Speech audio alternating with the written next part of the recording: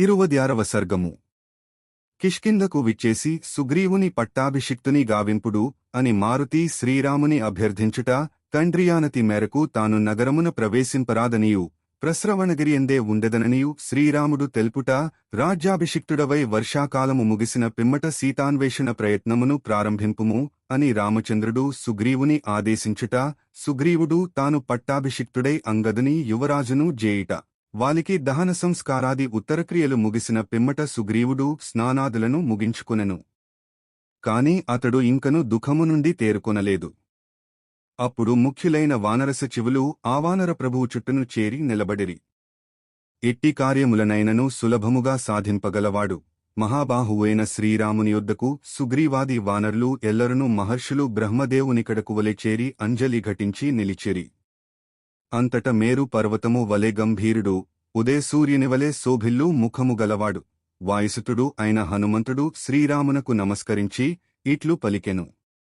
ప్రభూ, తాత ముత్తాతల నుండి వచ్చుచున్నదియు సులభముగా లభ్యము కానిదియు అయిన వానర మహాసామ్రాజ్యము నీ అనుగ్రహము వలన సుగ్రీవునకు ప్రాప్తించెను. నీ ఆజ్ఞయైనచో ఆ మహాత్ముడు బంధుమిత్రులతోగూడి శుభప్రదమైన కిష్కింధానగరమున ప్రవేశించి సమస్త కార్యములను చేపట్టగలడు. ప్రభూ, ఈ వానరోత్తముడు వివిధములగు సుగంధ జలములతోడను ఔషధములతోడను విధి విధానముగా పట్టాభిషిక్తుడైన పిమ్మట అమూల్యములగు రత్నములతోడను హారములతోడను నిన్ను భక్తిశ్రద్ధలతో అర్చింపగలడు. రమ్యమైన ఈ కిష్కింధానగరమున ప్రవేశించి వానరరాజ్యమునకు సుగ్రీవుని పట్టాభిషిక్తుని గావింపుము. ఆ విధముగా వానరులందరికిని సంతోషమును గూర్ప ప్రార్థన.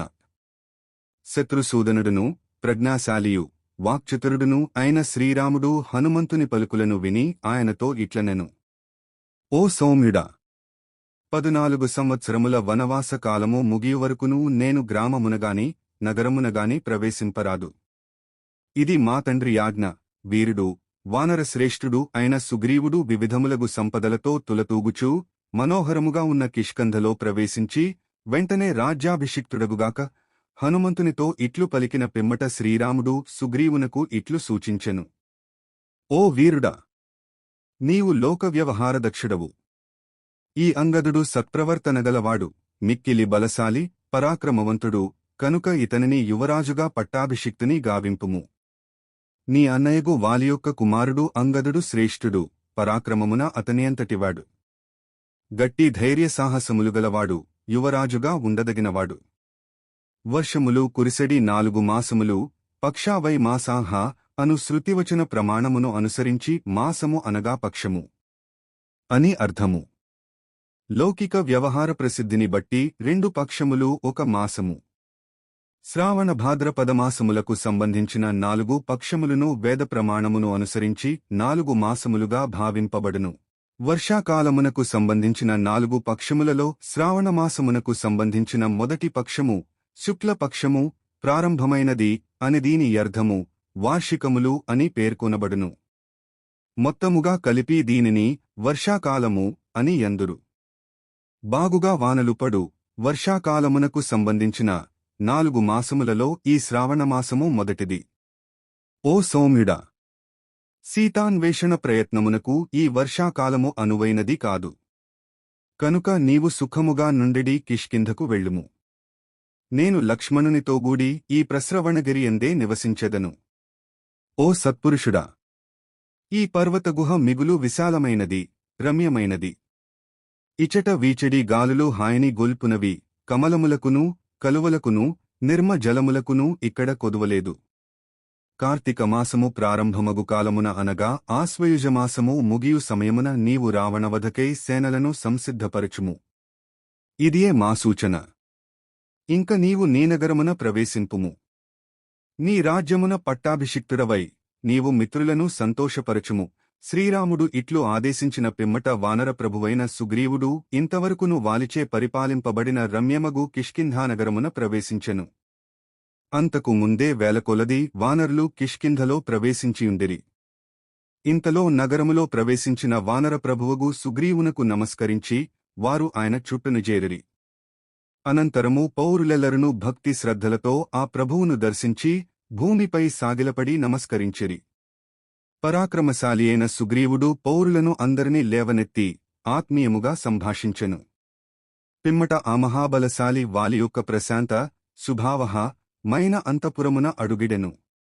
పిమ్మట వానర ప్రభువగు సుగ్రీవుడు సభాస్థలికి రాగా సుహృదులైన వానరులు ఆయనను దేవతలు దేవేంద్రునివలె పట్టాభిషిక్తుని గావించిరి. వారు బంగారు చువ్వలు దండము కలిగిన స్వచ్ఛమైన ఛత్రమును పట్టిరి. ఇంకను బంగారు పిడులుగల మేలైన తెల్లని వింజామరలతో వీచిరి. అమూల్యములైన వివిధములగు రత్నములను నానావిధములగు బీజములను ఓషధులను పాలుగారునట్టి వృక్షములకు పూసిన చక్కని పువ్వులను తెల్లని వస్త్రములను అనులేపములను భూమిపైనను జలములలోనూ ఉత్పన్నములై సువాసనలను వెదజల్లుచున్న పూలమాలలను దివ్యములైన చందనములను పలువిధములగు సుగంధములను బంగారుక్షతలను కొరధాన్యమును తేనెలను నేతలను పెరుగులను పులిచర్మములను వరాహచర్మముతో సిద్ధపరచబడిన పాదరక్షలను మైపూతలను గోరోచనమును మణిశిలలను అవివాహితలైన 16 మంది యువతీమణులు తీసుకుని వచ్చిరి. అనంతరము వానరశ్రేష్ఠుడగు సుగ్రీవుని పట్టాభిషిక్తుని చేయుటకు ముందుగా ఆ వానరులు హోమములు మున్నగు విధులను నిర్వహించుటకై ఆహ్వానించిన బ్రాహ్మణోత్తములకు అమూల్యములగు రత్నములను నూతన వస్త్రములను మధురములగు భక్ష్యములను సమర్పించి వారిని సంతోషపరచిరి.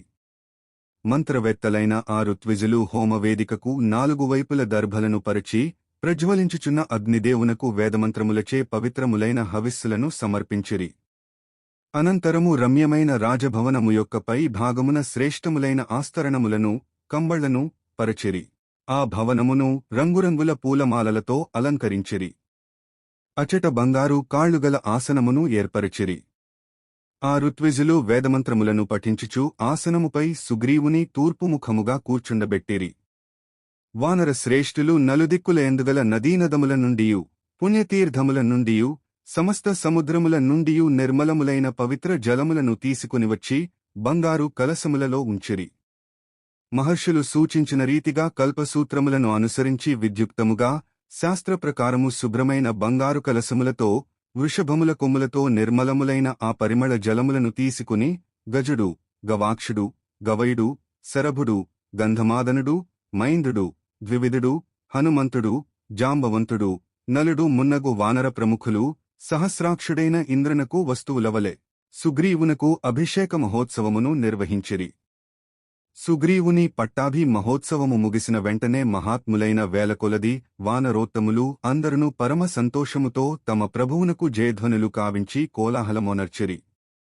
వానరోత్తముడైన సుగ్రీవుడు శ్రీరాముని ఆదేశమును పాటించుచు అంగదుని అక్కున జేర్చుకుని అతనికి యువరాజ పట్టాభిషేకమును జరిపేను. అంగదుడు అభిషిక్తుడైన వెంటనే మహానుభావులైన వానరులు బాగు అనుచు జయ నినాదములు చేసిన పిమ్మటవారు సుగ్రీవుని అభినందించుచు పూజించిరి. ఈ విధముగా సుగ్రీవాంగదుల పట్టాభిషేక మహోత్సవములు ముగిసిన పిమ్మట వానరులెల్లరనూ పట్టరాని సంతోషముతో మహాత్ములైన రామలక్ష్మణులను పదే కొనియాడిరి. పర్వతగుహయందు మనోహరముగానన ఆ కిష్కింధానగరము పతాకములతో ధ్వజములతో విరాజిల్లెను. అందలి జనులందరనూ సంతోషముతో పొంగిపోయిరి. మహాపరాక్రమశాలియగు ఆ వానర ప్రభువు సుగ్రీవుడు శ్రీరామునికడకు వచ్చి పట్టాభిషేక మహోత్సవముల శుభవార్తలను ఆ ప్రభువునకు నివేదించెను. తన భార్యయగు రుమను చేపట్టెను. దేవేంద్రుడు అమరావతిని వలె అతడు రాజ్యాధికారమును స్వీకరించెను. వాల్మీకి మహర్షి విరచితమై ఆదికావ్యమైన శ్రీమద్రామాయణమునందలి కిష్కింధాకాండమునందు ఇది 26వ సర్గము.